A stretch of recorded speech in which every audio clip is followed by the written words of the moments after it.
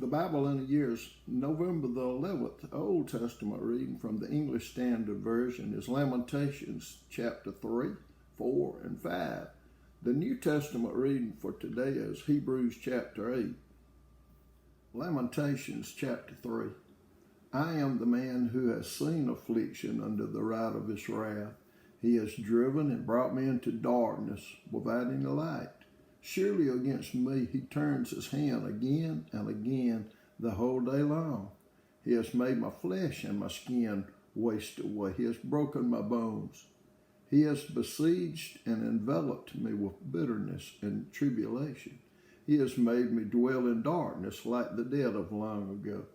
He has walled me about so that I cannot escape. He has made my chains heavy. Though I call and cry for help, he shuts out my prayer. He has blocked my ways with blocks of stones. He has made my paths crooked.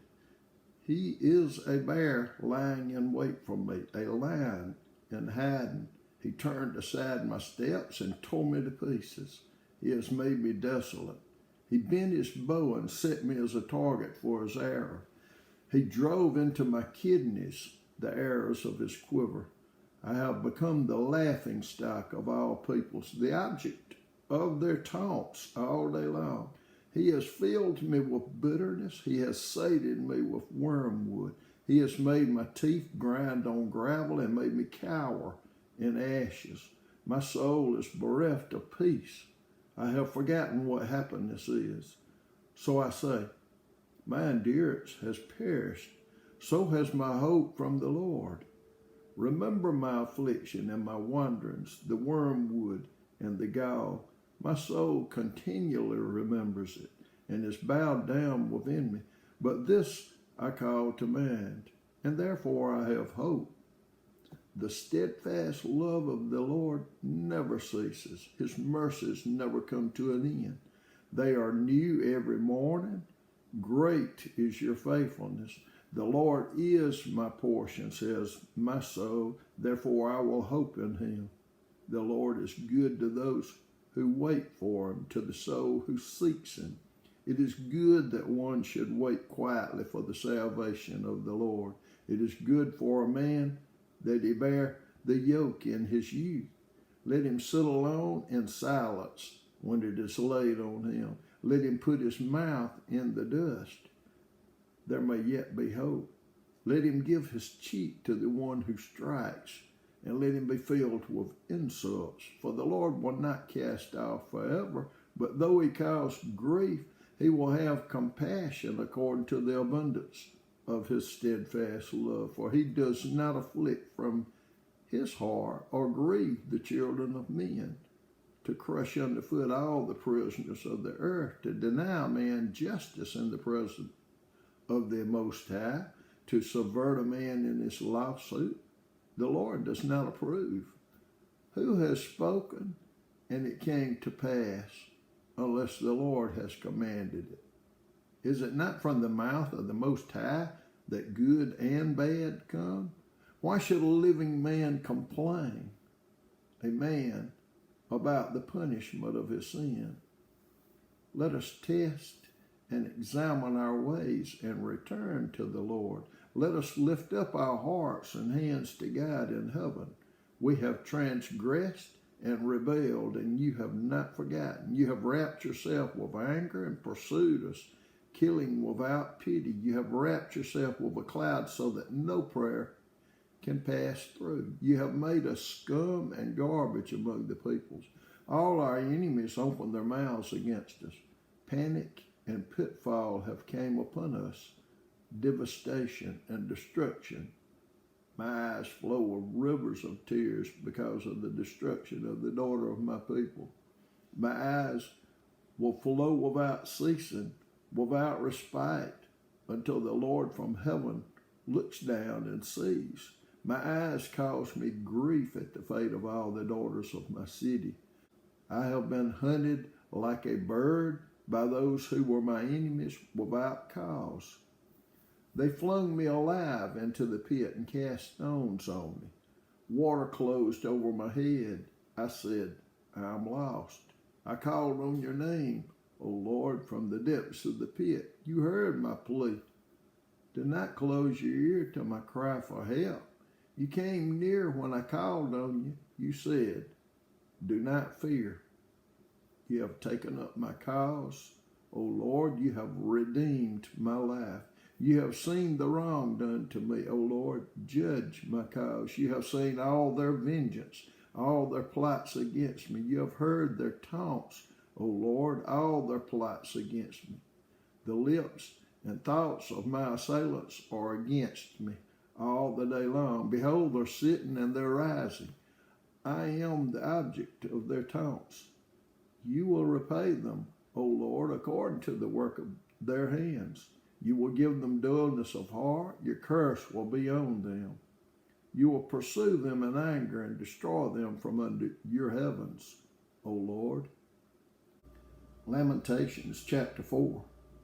How the gold has grown dim, how the pure gold has changed. The holy stones lie scattered at the head of every street.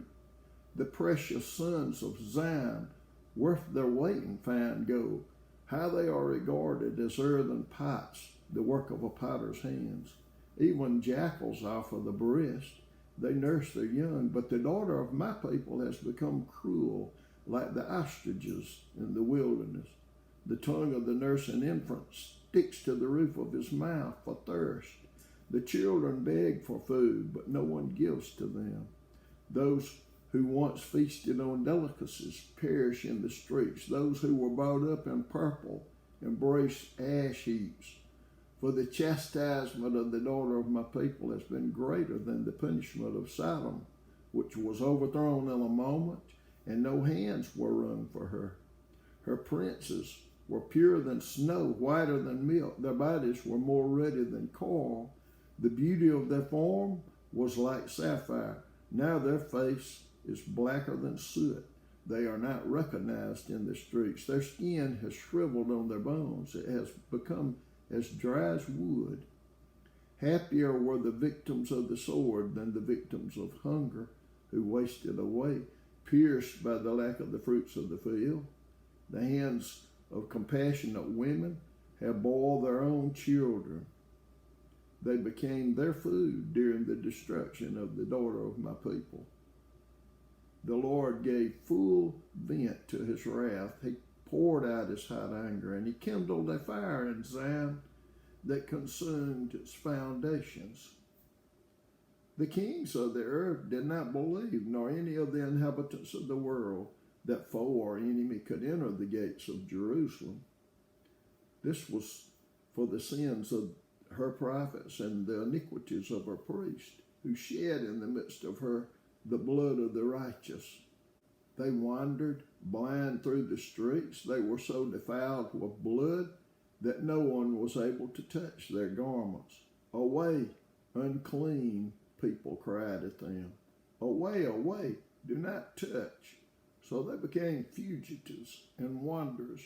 People said among the nations, they shall stay with us no longer. The Lord himself has scattered them. He will regard them no more, nor no honor was shown to the priests, no favor to the elders. Our eyes failed, ever watching vainly for help. In our watching, we watched for a nation which could not save. They dogged our steps so that we could not walk in our streets. Our end drew near, our days were numbered, for our end had come. Our pursuers were swifter than the eagles in the heavens. They chased us on the mountains. They lay in wait for us in the wilderness.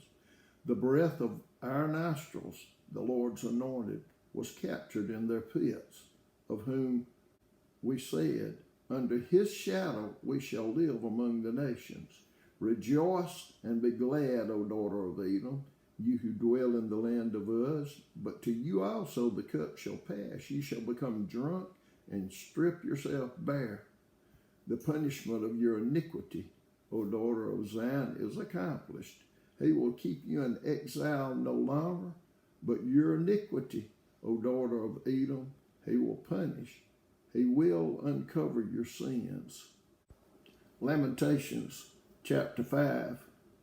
Remember, O Lord, what has befallen us. Look and see our disgrace. Our inheritance has been turned over to strangers, our homes to foreigners. We have become orphans, fatherless. Our mothers are like widows. We must pay for the water we drink. The wood we get must be bought. Our pursuers are at our necks. We are weary. We are given no rest. We have given the hand to Egypt and to Assyria to get bread enough. Our fathers sinned and are no more, and we bear their iniquities. Slaves rule over us. There is none to deliver us from their hand. We get our bread at the peril of our lives because of the sword in the wilderness. Our skin is hot as an oven with the burning heat of famine. Women are raped in Zion, young women in the towns of Judah. Princes are hung up by their hands. No respect is shown to the elders. Young men are compelled to grind at the mill, and boys stagger under loads of wood. The old men have left the city gate, the young men their music. The joy of our hearts has ceased, our dancing has been turned to mourning. The crown has fallen from our head. Woe to us, for we have sinned. For this our heart has become sick. For these things our eyes have grown dim. For Mount Zion, which lies desolate, jackals prowl over. But you, O Lord, reign forever. Your throne endures to all generations. Why do you forget us forever? Why do you forsake us for so many days? Restore us to yourself, O Lord, that we may be restored. Renew our days as of old, unless you have utterly rejected us and you remain exceedingly angry with us. Hebrews chapter 8. Now the point in what we're saying is this.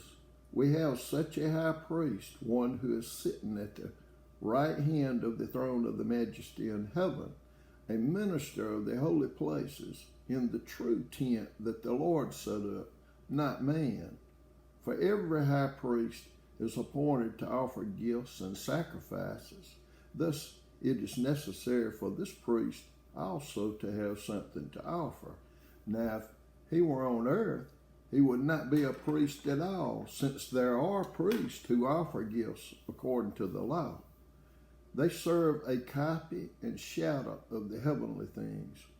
For when Moses was about to erect the tent, he was instructed by God, saying, See that you make everything according to the pattern that was shown you on the mountain.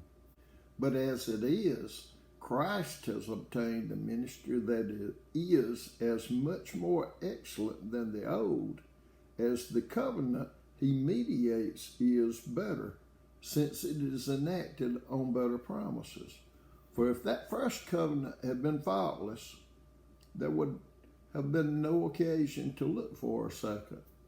He who finds fault with them when he says, Behold, the days are coming, declares the Lord, when I will establish a new covenant with the house of Israel and with the house of Judah, not like the covenant that I made with their fathers on the day when I took them by the hand to bring them out of the land of Egypt.